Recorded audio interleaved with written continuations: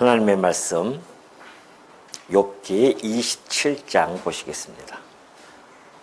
27장 1절입니다.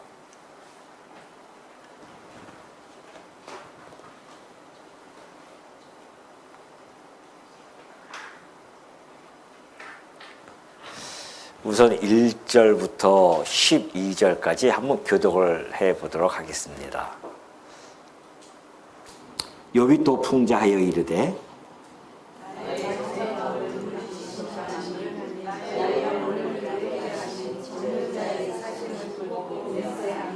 나의 호흡이 아직 내 속에 완전히 있고 하나님의 숨결이 아직도 내 코에 있느니라.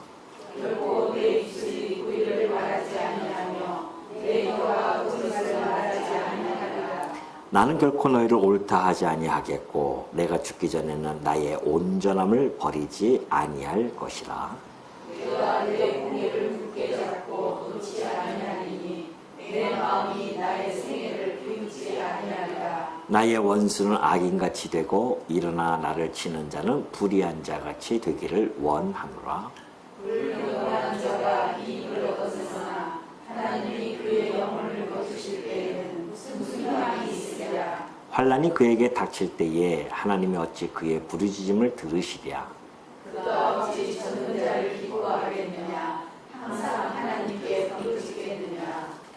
하나님의 솜씨를 내가 너희에게 가르칠 것이요 전능자에게 있는 것을 내가 숨기지 아니하리라. 너희가 다 이것을 보았거늘 어찌하여 그토록 무익한 사람이 되었느냐. 네, 우선 12절까지 교독했습니다.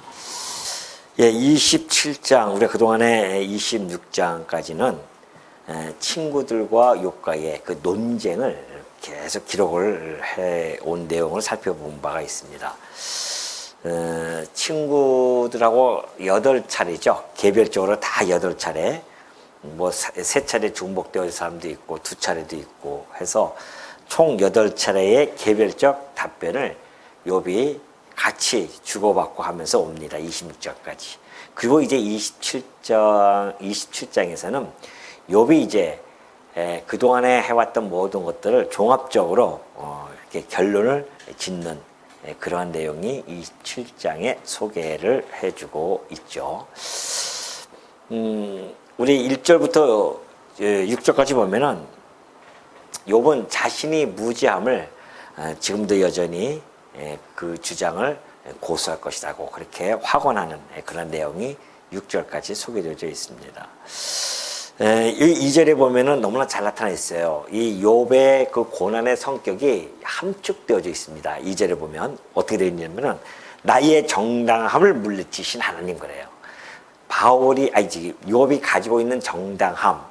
그러니까 그동안에 우리가 1장에서 살펴보았듯이 정말 하나님이 그를 평가할 때에 그는 온전하고 정직하고 또 하나님을 경외함 뿐만이 아니라 악에서 떠난 자다라고 그렇게 평가해 주는 거 있죠. 정말 이런 자가 세상에 없을 정도로 그렇게 아주 평가가 높은 그런 욥이었습니다. 본인도 아마 그렇게 생각했던 것 같아요. 근데 어느 날 갑자기 닥쳐온 이 고난 앞에 그는 도저히 이것을 이해할 수가 없었습니다. 그래서 오늘 이 27장 2절에서도 그 말씀이 욥의 그 심정이 너무나 잘 표현되어 있죠. 나의 정당함을 물리쳤어. 하나님, 내가 하나님 앞에 정당히 살았는데 그 물리쳤다는 겁니다. 또 나의 영혼을 괴롭게 했단 말이죠. 정당함에도 불구하고 나의 영혼을 괴롭혔다. 이것을 네 글자로 뭐라고 합니까? 네? 애매한 고난 5글자네요. 그것도 맞는 얘기예요. 그것도 맞는 얘기입니다. 저는 까닭 없는, 그죠? 까닭 없는 고난. 까닭이 없지, 그냥 받은 겁니다, 지금. 물론, 천상회의까지 거슬러 올라가면 까닭이 있겠죠. 이 사단이 이 욥을 갖다가 넘어뜨리고자 하는 그러한 이간질을 펼쳤었고 하나님은 그걸 자신 있게 정말 허락해 주므로 말미암아 욥은 아무것도 모르고 갑자기 막 고난을 닥친 거 아닙니까? 어떻게 보면 참 인간 편에서 봤을 때는 어찌 보면 이럴 수가 있을까? 사단이 그렇게 이야기하면은 하나님께서 이놈아 어서 쓸데없는 소리 하고 있어. 이렇게 해주셔야 될 텐데 그래 한번 해봐라 라고 놓아줄 수 있는, 그래서 욥이 거기서 하나님의 호칭을 이렇게 한 겁니다. 나의 영혼을 괴롭게 하신 전능자. 오늘 우리가 이 욥기서의 커다란 주제가 하나님의 절대 주권에 의한 하나님의 전능성, 이것을 우리가 지금 살펴보고 있지 않습니까? 그러니까 그 주제를 너무나 잘 잡고 욥이 지금 이야기해주고 있습니다. 전능자다. 정당함에도 불구하고 자기에게 이렇게 엄청난 영혼을 괴롭게 하시는, 그렇게 하실 수도 있는 전능자라는 뜻이거든요. 그런 전능자의 사심을 두고 내가 맹세한다는 거 아니겠습니까? 그러니까 우리가 욥기서를 그동안 계속해서 제가 반복해서 말씀드리지만은 여러분이 계속해서 반복해서 듣는 것은 여러분의 신앙에 유익이 있기 때문에 그렇습니다. 결코 지나친 것은 아니에요. 이 고난에 대한 목적을 우리가 늘 마음속에 깊이 새겨놓고 있어야 됩니다. 하나님께서 왜 욥에게 이런 고난을 주셨을까? 그런 욥에 대한 고난의 목적은 크게 두 갈래로 나눠지죠. 물론 이것은 하나의 이 과정적인 목적은 근본적인 목적에 종속되어진 목적이면 틀림이 없고요. 이 과정적인 목적 보면은 하나님의 백성, 그 하나님의 영과 육, 영혼과 그 육을 아주 쓰라린 아픔 속에 집어넣을 때가 있습니다. 물론 내가 죄를 범함으로 말미암아 징계조로 주어지는 그런 고난이 있기도 하고요.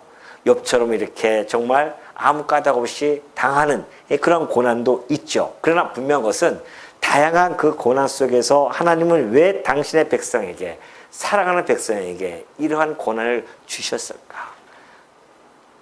그 죄를 졌으면은 하나님께 징계를 통하여 깨닫고 하나님께 돌아오게 하는 그런 하나님의 과정적인 목적이 있을 것이고, 내게 만약에 시련으로 주셨다고 한다면 나로 하여금 더 성숙한 길로 인도해 가시는 그 하나님, 당신의 백성을 좀 더 성장시켜 나가는 데에 자양분으로서의 그 고난은 매우 필요하기 때문에 주신다는 거 아니겠습니까?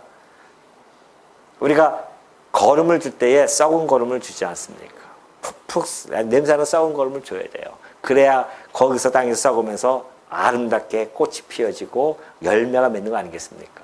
그것처럼 이 고난이라고 하는 것은 그렇게 우리에게 자양분이 되어지기 때문에 하나님께서 그 고난을 통해서 우리의 신앙을 성숙하게 해주시고, 그 고난의 목적이 달성되어질 때에 우리는 주의 율례를 앞에 나아가게 되어졌다고 하는 시편의 기자처럼, 그래서 이 고난이 유익입니다라고 그렇게 고백했던 시인의 고백이 오늘 우리들에게도 동일한 고백으로 나타날 수가 있다는 거 아니겠습니까? 그러니까 혹시 여러분이 지금 당하고 있는 고난이 있다고 한다면 그 고난은 나를 성장시키고 나되게 하시고 하나님의 백성답게 단단하게 자라게 하시는 그런 하나님의 사랑의 손길이 포함되어져 있다는 것을 놓치시면 안 됩니다. 섭섭해하지 마십시오. 하나님과 어떻게 그럴 수가 있겠습니까? 내가 뭘 그렇게 잘못했다고. 그것은 하나님의 그 깊으신 사랑과 그 오묘한 섭리를 미처 헤아리지 못한 자들의 입술에서 나오는 투덜거림입니다. 그럼 우리가 오늘 욥기서를 공부하는 것은 우리의 입술에서 그렇게 투덜댐이 아니라 정말 성숙한, 그래서 우리의 입술을 통하여 하나님은 전능자이시고 절대 주권자이십니다.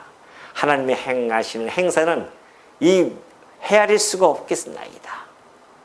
당신의 그 섭리는 능히 우리가 헤아릴 수 없습니다. 그렇게 우리의 신앙적 고백을 자아내게 하시라는 그 과정적 목적이 분명히 있다는 겁니다. 물론 그 과정적 목적을 통해서 하나님은 당신의 전능하심, 절대 주권성, 이런 것들을, 그 영광들을 어떻게 해요? 계시하시는 것이고, 결국 우리들로 하여금 그 영광을 또 찬송케 하고자 하는 그런 근본 목적이 분명히 함께 있음을 우리가 안다고 한다면은, 지금 내게 현재 닥치고 있는 그 고난에 대해서 우리가 너무나 실망할 필요도 없고 절망할 필요도 없고요. 오히려 그 고난이 나를 하나님 앞으로 나아가게 하는, 하나님 말씀으로 나아가게 하는 아주 귀중한 그런 도구임을 우리는 알게 될 것입니다. 욥은 그 과정을 지금 밟아가는 과정이죠. 하나님이 어떠한 분인지 그걸 깨닫고 그래서 욥의 고백처럼 내가 그동안 귀로만 들었었는데 하나님을 내가 눈으로 배움나이다 라고 했던 그 고백을 나타내게 하는 하나님의 솜씨가 지금 이 27장까지 배어져 있는 겁니다. 지금 마지막 클라이막스를 향해서 점점 나아가고 있죠. 자, 3절 보면 그래요. 나의 호흡이 아직 내 속에 완전히 있고 내 하나님의 숨결이 아직도 내 코에 있느니라. 이게 무슨 얘기냐면은 내가 지금 살아있는 동안에 그런 뜻이에요. 내가 살아있는 동안에는 결코 내 입술이 불의를 말하지 아니하며 내 혀가 거짓을 말하지 아니하리라. 나는 결코 너희를 옳다 하지 아니하겠고 내가 죽기 전에는 나의 온전함을 버리지 아니할 것이라. 내가 내 공의를 굳게 잡고 놓지 아니하리니 내 마음이 나의 생애를 비웃지 아니하리라. 사람이 우리가 살다 보면요, 친구들이 여러 명이 한 사람을 뭐 하기 쉬워요?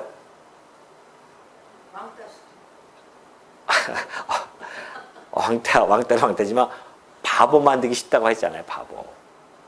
왜냐면 여럿이서 함께 공격하면 바보가 되거든요. 정말 내가 하지 않았어도 그것이 정말 그렇게 나도 모르게 그럴 수도 있겠다, 내가 혹시 그렇게 했나라고 의심할 수도 있습니다. 근데 욥 보십시오. 욥은 이 자신이 살아있는 동안에는 결코 자기는 불의를 말하지 않겠다는 겁니다.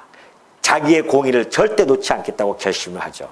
너희들이 내게 대하여 무슨 말로 공격을 한다 할지라도 나는 여호와께서 나에 대해서 평가한 것처럼 정당하다, 온전하고 정직하고 하나님을 경외했고 악에서 떠나지 아니했다고 하는 것, 그 말씀대로. 물론 욥은 그걸 모르지만은 욥은 스스로가 그걸 깨닫고 있었습니다. 그러니까 자기가 받는 이 고난이 자기가 큰 죄로 인한 고난이 아니한 것을 너무나 잘 알고 있었죠. 그걸 지금까지 일관되게 새 친구가 돌아가면서 그렇게 공격했음에도 불구하고 거기서 절대 흔들리지 아니하는 모습, 그 주장을 절대 꺾지 않는 그 모습, 이런 모습은 어떻게 보면은 정말 이 진리는 결코 타협할 수 없다는 사실을 잘 보여주고 있죠.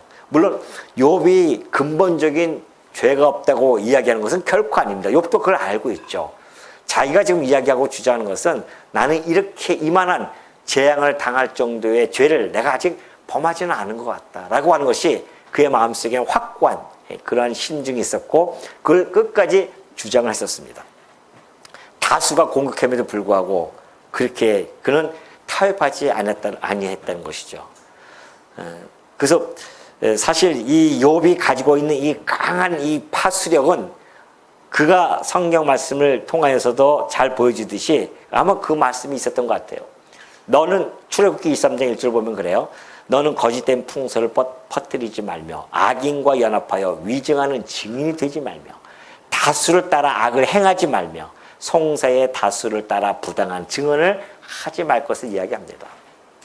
어떻게 보면은 민주주의에 대한 일찍이 민주주의에 대한 병폐를 여기서부터 말씀해 주고 있는지는 모릅니다. 많은 사람들은 다 다수를 따라가잖아요. 다수가 이야기하면 그것이 옳다고 이야기합니다. 그러나 절대 이 말씀을 주신 것은 참 진리신 그리스도께서 오셔서 다수가 그를 불의하다고 이야기할 때 참 진리만큼은 흔들리지 않고요, 홀로 십자가에서 그 진리됨을 입증해 가셨습니다. 이것이 다수를 따라 악을 행하지 않았던 주님의 그 율법의 지킴이었습니다. 송사를 당했어요. 예수님께서는 다수를 따라서 부당한 증언을 받았단 말입니다. 그럼에도 불구하고 우리 주님은 절대 흔들리지 않았습니다. 오늘 이 모습은 지금 이 세 친구들이 다수가 힘을 합해서 8차례나 돌아가면서 지금 이 욥에게, 요번에 그 어리 TV에서 보니까, 뉴스에서 보니까 뭐 어느 당에서 그랬다며, 대표 누가 얘기하면서 내가 다구리를 당했다, 뭐 다구리를 당했다 이런 표현을 해가지고 막 한참 이슈가 됐었는데 말 그대로 정말 다구리처럼 당하는처럼 그렇게 보여지는 모습 아니겠습니까? 근데도 욥은요 흔들리지 않습니다. 지금 얘기했듯이 나는 결코 타협하지 않는다. 이렇게 보면 어떻게 보면 우리 성도는 정말 진리와 함께 가야 하는 그런 운명을 가지고 있기 때문에 진리 외에 다른 것과 타협한다고 하는 것은 있을 수 없음을 잘 보여주고 있습니다. 우리가 다른 것은 타협할 수가 있어요. 근데 진리에 대해서는 결코 타협의 대상이 될 수 없음을 이 말씀을 통해서도 보여줬고, 욥의 이 모습에서도 우리는 어느 정도 감지할 수가 있을 것입니다. 그러면서 그래요. 7절에 보면은 나의 원수는 악인과 같이 일어나 나를 치는 자는 악인같이 되고 일어나 나를 치는 자는 불의한 자같이 되기를 원하노라. 참 욥이요, 하나님 뜻도 모르고 자신을 비판하는 그 친구들 향해서 이렇게 비판해주고 있어요. 너희들 스스로 의로운 체 하고 있구나. 그렇다고 한다면은 너희들이 오히려 악하고 불의하다는 것을 이야기해주고 있죠. 사실 어떻게 보면은 욥도 지금 감정에 휩쓸려서 그 친구들 향해서 그렇게 평가하는 것은, 비난하는 것은 틀림없는 사실이죠. 이걸 보면은 이 지나친 논쟁이라고 하는 것, 이것이 결국은 미움과 다툼을 나타낼 수밖에 없다. 그래서 무익한 것임을 잘 알 수 있습니다. 일찍이 바울도요, 디모데후서 2장 23절에서 그렇게 말씀해 준 바가 있습니다. 어리석고 무식한 변론을 벌이라는 것이죠. 이에서 다툼이 나는 줄 아니라. 우리가 때로는요, 이야기하다 보면은 자기도 모르게 막 자기 주장을 내세울 때가 있잖아요. 근데 하다 보면은 이거 자존심이 상할 때가 있어요. 내가 이거 꺾으면, 혹 내가 잘못했다 할지라도 이것이 꺾이면 내가 자존심이 상해가지고서는 그냥 끝까지 우기기 시작하는 데가 있단 말입니다. 그죠? 특히 부부싸움에는 그런 게 더 많이 있습니다. 막 기분 나쁜 거예요, 말 한마디에. 그러니까 우기는 거죠, 이제는. 어거장을 내면서 막.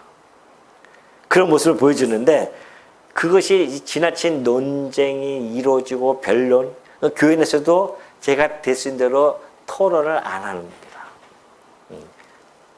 토론을 안 해요. 왜냐면은 그 토론이 그렇게 썩 좋은 문화는 아닙니다. 물론 어떤 의견을 도출해내기 위해서 자기들의 주장을 이야기하는 것은 좋습니다. 그러나 이것이 조금만 지나치기 시작하면은 이제부터는 자기 자존심 지키기 시작되어지거든요. 그래서 정말 이 어리석은 이 변론이 있을 수밖에 없고, 거기다가 막 있는 사실 없는 사실까지 막 덮어 씌워가지고서는 막 하다 보면은 다툼이 나는 겁니다. 그래서 서로 기분이 나빠가지고서는 교회 안 나온 사람 많이 있잖아요. 많이 있어요. 그런 우리 주변에도 많이 있고. 그렇기 때문에 지혜롭게, 교회라고 하는 것은 참 지혜롭게 우리가 해 나가야 됩니다. 그래서 변론이라든가 논쟁이라든가 이런 것보다는 정말 서로 의견을 존중해주고, 그렇게도 생각할 수 있구나. 항상 다른 편의 의견도 존중해 줄 수 있고, 듣고 소통하고, 이런 것들이죠. 요즘 우리나라 정부가 이재명 정부가 소통의 정부라고 하지 않습니까? 아주 바람직한 것들이죠. 일찍이 우리 교회는 이미 그것이 교회가 세워지면서부터 소통의 교회임이 우리는 역사 속에서 잘 나타나 있죠. 우리 주님처럼 소통의 왕이 어딨습니까? 그 말도 안 통하는 그런 제자들을 불러놓고 그 하나하나 가르치면서 소통하면서 그들을 제자답게 키워나가시는 그 모습 보면은 교회라는 것이 그런 모습이거든요. 그래서 화평을 이루어 나가는 것, 화합을 이루어 나가는 것, 이것이 교회의 모습이 아니겠습니까? 근데 이건 한국 교회는 지금요, 당회하면 당회에서 싸우고, 재직하면 재직해서 싸우고, 공동회하면 공동회에서 싸우고, 화평의 왕으로 오신 그리스도를 왕으로 모신다고 하면서 싸움의 왕인 이 마귀를 왕으로 모시는 이런 교회가 비일비재하단 말입니다. 이거 오늘 교회의 현재의 모습입니다. 사단의 괴력에 다 말려 들어간 거 아니겠습니까? 오늘 우리가 이 사단의 괴력을 안다고 한다면 적어도 우리 교회만큼은 그런 사단의 괴력을 차단시키고 화평의 왕의 도모하시는 그 화평을 도모하시는 그리스도를 우리가 왕으로 모시고 산다고 한다면 교회는 끊임없이 화평의 언어, 화평의 마음, 그래서 화평에 나가는 것, 이것이 그것을 자꾸 해나가는 작업. 물론 부딪힐 수도 있습니다. 그러나 부딪히는 것이 중요한 것이 아니라 부딪힘을 어떻게 화평으로 과정 속에서 끌고 가는 것인가, 이것이 이제 성도들의 이 지혜죠. 이것이 중직자들의 지혜이기도 하고요. 욥은 지금 그러한 이 다툼 속에서 오히려 그들을 갖다가 이 불의한 자, 나를 치는 자는 불의한 자 같고, 또 또 악인같이 되고 이렇게 평가를 해주고 있습니다. 그러면서 이제 8절부터는 불경건한 자죠. 불경건한 자가 이 불경건한 자들을 들추면서 그들이 하나님과 상관없고 또 그들이 희망이 없음을 이야기합니다. 왜 욥이 8절, 9절, 10절을 이야기하냐면요. 욥 자기를 빗대어서 역설적으로 이야기하는 겁니다. 욥은 경건한 자 아닙니까? 그러니까 불경건한 자의 모습, 거기서 경건한 자의 자기 모습을 투영시키는 것이 지금 이 8절부터 10절까지예요. 자, 불경건한 자의 모습 볼까요? 그들은 이익을 얻어요. 그러나 하나님이 그의 영혼을 거두실 때에는 아무 희망이 없습니다. 희망이 뭐 있겠습니까? 오늘 밤 그 예수님께서 말씀해 주셨듯이 오늘 밤 부자가 가득가득 곳간에다가 채워놔요. 물론 여기서 불경건한 자의 이익이라고 하는 것은 그러한 부정을 통해서 사악함을 통해서 그렇게 축적한 것을 이야기해 주고 있죠. 부자도 역시 마찬가지입니다. 많은 것을 딱 창고에 쌓아뒀는데 오늘 밤 내가 너의 영혼을 걷어가면 너에게 이것이 무슨 이익이 있겠냐. 우리 주님이 하신 말씀 아니겠습니까? 그것처럼 그들은 이익을 얻었지만 아무것도 아니에요. 불경건한 자가 이익을 얻어서 나가 이제는 좀 괜찮겠다 싶지만은 하나님이 그 영혼을 거두하시면 무슨 희망이 있겠습니까? 아무 희망 없죠. 환난이 그에게 닥칠 때에 하나님이 어찌 그의 부르짖음을 듣겠습니까? 평소에는 하나님을 찾지도 않고 있다가 환난이 오면은 그때서 하나님 한다고 해서 하나님이 그의 부르짖음을 듣겠냐 말이죠. 또 그가 어찌 전능자를 기뻐하겠냐 말이죠. 하나님도 믿지 않고 하는 자들이 하나님을 기뻐하겠냐 말이죠. 항상 하나님께 부르짖겠냐 말이죠. 항상 하나님께 부르짖지도 않다가다 어려우면은 안 믿는 사람들도 그러잖아요. 힘들면 뭐라고 합니까? 막 아이고 하늘에 계신 하나님 뭐 부처님 뭐 다 찾지 않았습니까? 그러나 경건한 자는 이와 반대의 모습을 살아간다는 거 아니겠습니까? 바로 욥이 그런 경건한 자이기 때문에 자기는 하나님만을 기뻐한다는 거예요. 이들은 전능자를 기뻐하지 않습니다. 불경건한 자들은.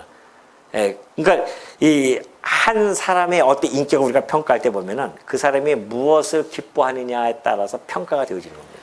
오늘 여러분은 누구를 기뻐합니까? 예수 그리스도를 기뻐하죠.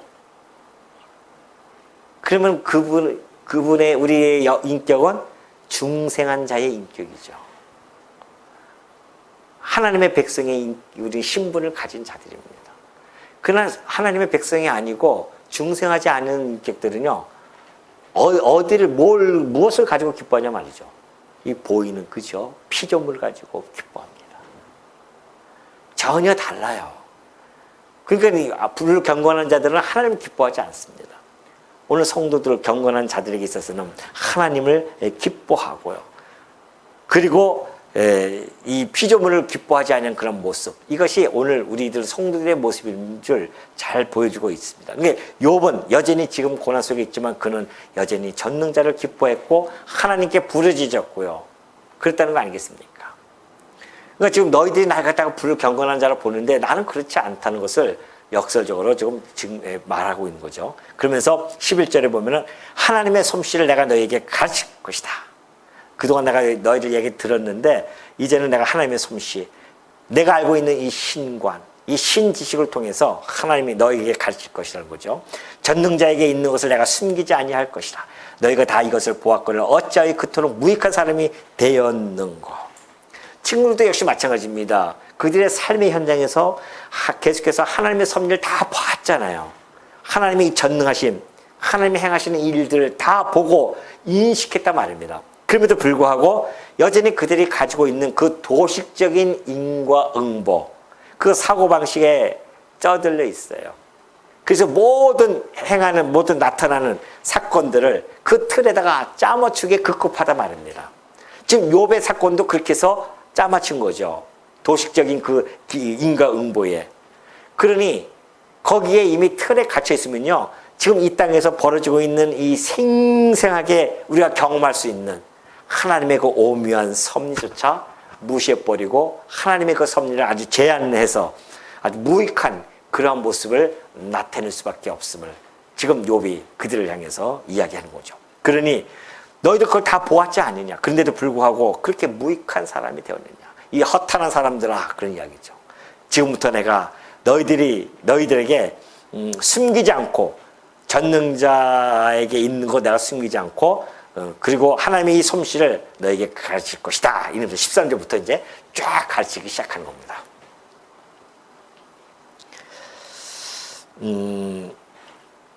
악인이 하나님께 얻을 분깃, 포악자가 전능자에게 받을 산업은 이것이라 그러죠.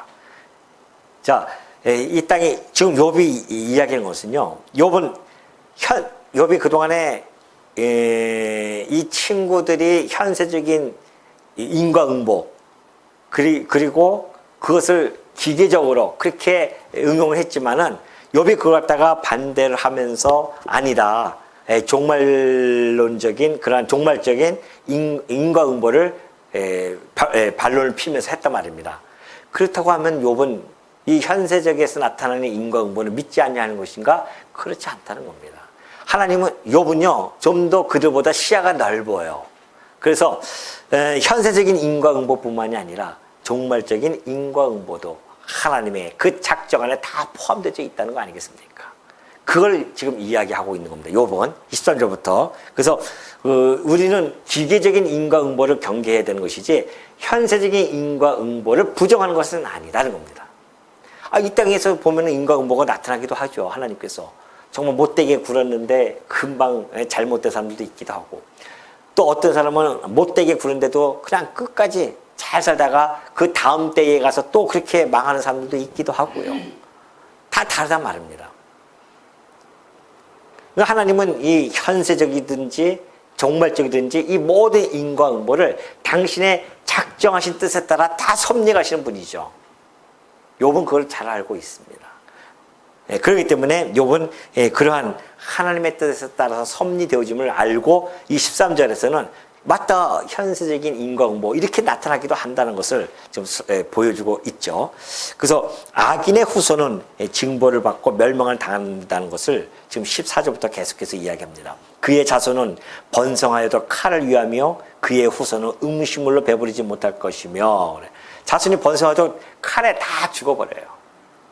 후손들은 음식물로 먹지 못하고 다 배부르지 못하고 다 배부르지 못하고 죽을 것이다. 그러니까 그 죄가 자손에게 넘겨진다는 뜻은 아니고 그 죄악 속에서 살다 보면 후손들이 보고 배우는 것이 뭡니까?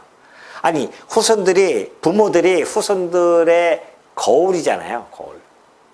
그러니까 그 뒷걸음을 보면서, 그 뒷모습을 보면서 같이 가는 것이 후손인데, 부모가 악하게 살았으면 자손들도 그거 보고서는 배울 수밖에 없죠. 그걸 지금 욥이 이야기해주고 있는 겁니다. 그러니 그 자손도 역시 자기 칼을 아무리 번성하여도 칼에 죽임을 당할 수밖에 없다는 것. 뿐만이 아니라 그러니까 일시적인 형통함은 있습니다. 부자에게도 이 악인들에게도 일시적인 형통함은 있죠. 그러나 그건 일시적입니다. 언제든지 다음 때라도 그 형통함이 그친다고 하는 것을 잘 보여주고 있고요. 16절 보면 그렇죠.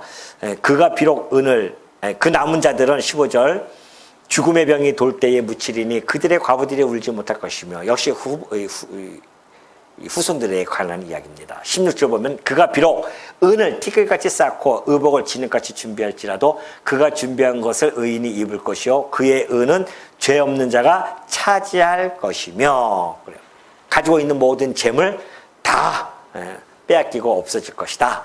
그가 준비한 18절 그가 지은 집은 좀의 집 같고 파수꾼의 초막 같을 것이며, 파수꾼의 초막들은 뭐 잘 짓겠습니까? 잠시 파수꾼들이 졌다가 그냥 좀 이렇게 엉터리 좀 짓겠죠. 이렇게 허술하게. 그러다가 다 없어지는 거 아니겠습니까? 그런 집과 같을 것이다. 또 부자로 누려니와 다시는 그렇지 못할 것이요 눈을 뜬즉 아무것도 없으리라.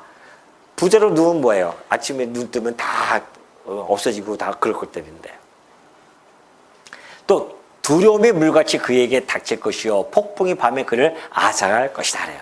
자, 이 악인이 받을 분깃을 좀 그렇게 구체적으로 살펴보면, 첫 번째는 눈에 보이는 것들이 멸망한다는 거 아니겠습니까? 자기 후손이라든가 재물이라든가 이런 것들이죠. 집이라든가 이런 것들, 재물 이런 모든 것들이 눈에 보이는 것들이 멸망을 당할 것이고, 두 번째 받을 분깃은요 심적인 심판입니다. 심적인 심판이죠. 그것이 이제 20절부터 나와요. 두려움입니다. 마음이 불안하고 두려움 속에서 늘 살아갈 수밖에 없죠. 물같이 그에게 닥칠 것이요 폭풍이 밤에 그를 앗아갈 것이며 동풍이 그를 들어 올리리니 그는 사라질 것이며 그의 처소에서 그를 몰아내리라 그래요. 심적으로 불안하고 두려워하면서 그런 심판, 또 그 재앙의 정도가 매우 심각할 뿐만이 아니라 아주 치명적으로 다들 재앙이 계속해서 반복되어져서 온다는 거 아니겠습니까? 도망치려고 해도 도망칠 수도 없어요. 계속해서 온다.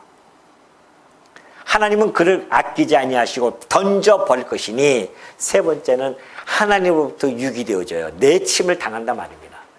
악인들이 받을 분깃들은 그래요. 아까 얘기했듯이 눈에 보이는 것들 멸망, 그 심적인 멸망, 하나님으로부터의 내침, 유기되어지는 것들이죠. 이것이 악인들이 받을 분깃이라는 것이죠. 그의 손에서 도망치려고 힘쓰리라. 사람들은 그를 바라보며 손뼉치고 그의 처소에서 그를 비웃으리라 그래요. 하나님의 공의가 완전하게 이루어진다는 것을 잘 보여주고 있습니다. 욥은 사실 자기도 이런, 어떻게 보면은 지금 이 내용을 보면은 욥도 당한 그 고난의 내용과 흡사합니다. 그렇죠?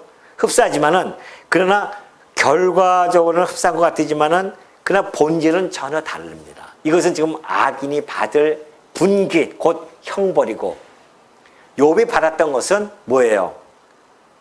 환난 속의 시련입니다. 시련을 과정을 얻고자 하는 환난이었죠. 이거는 전혀 다르죠. 질이 다른 겁니다. 악인은 형벌에 의한 것이고 욥은 시련을 위한 것입니다. 그 결과도 내용상 그 당하는 것은 같지만은 결과물도 다를 수밖에 없죠. 나타나는 결과도. 욥은 그걸 통해서 신앙의 성숙을 얻게 되어지고, 이 악인들은 형벌 끝에 멸망으로 떨어져 버리는 것이죠. 그 욥은 지금 이런 이야기를 하면서도 당당하게 자신의 형편과도 비슷하지만 자신 있게 이야기하는 것은 자기는 불경건한 자가 아니라 경건한 자임을 자신 있게 지금 이야기해주고 있습니다. 그러니까 자기가 받는 이 환난은 시련이다. 나는 이건 하나님의 기쁘신 작정뜻에 이루어진 것이지, 지금 악인들이 이렇게 받는, 그들의 받는 그 형벌, 이런 것은 전혀 차원이 아니다라는 것을 욥이 힘줘서 지금 이야기를 해주고 있죠. 그러니까 욥은 그 고난이라는 과정을 겪으면서 더욱더 그의 사고의 폭이 넓어졌고, 뿐만 아니라 친구들보다는 더욱더 진일보되어지는 그러한 신앙의 성숙이 꿰어졌다는 것을 우리가 알 수가 있죠. 사실 고난이 이렇게 아름답게, 고난의 유익을 욥을 통해서 좀 보여주고 있죠. 이런 모습을 보면은 여러분들도 그동안 살아오시면서 편안하게, 우리는 평안을 구하잖아요. 편안하게 살면 좋겠다, 참 편안하게 살면 좋겠다 하지만은 그 편안하게 살수록 우리의 신앙은 점점 퇴보되어집니다. 어쩔 수 없어요. 인간이 본성이 그렇게 되어 있습니다. 가지고 있는 태생이 그래요. 평안하다, 안전하다 할 때 하나님 다 잊어버려요. 오죽하면은 마지막 날 우리 주님 오실 때는 이 세상에 평안하다, 안전할 때 그때 오신다고 하지 않습니까? 마음이 다 풀어지고 하나님도 찾지 않고, 지금처럼 혹시 여러분 스스로가 받는 그 어려움, 그 고난이 있다고 한다면은 이것 통해서 내가 나의 신앙의 긴장의 끈을 놓지 아니하고 더욱더 하나님만을 바라보면서 살아갈 수 있다고 하는 것이, 그것이 유익 아니겠습니까? 그걸 가지고 우리가 좀 살아가는 거 아니겠어요? 그래서 우리는 오히려 그것이 감사가 나오게 되어지고, 하나님을 곁을 떠나지 아니하는 안전장치로서의 이 고난, 기쁘게 즐겁게 잘 견뎌내시고 받으시는 주의 종들 되어지시기를 당부드립니다.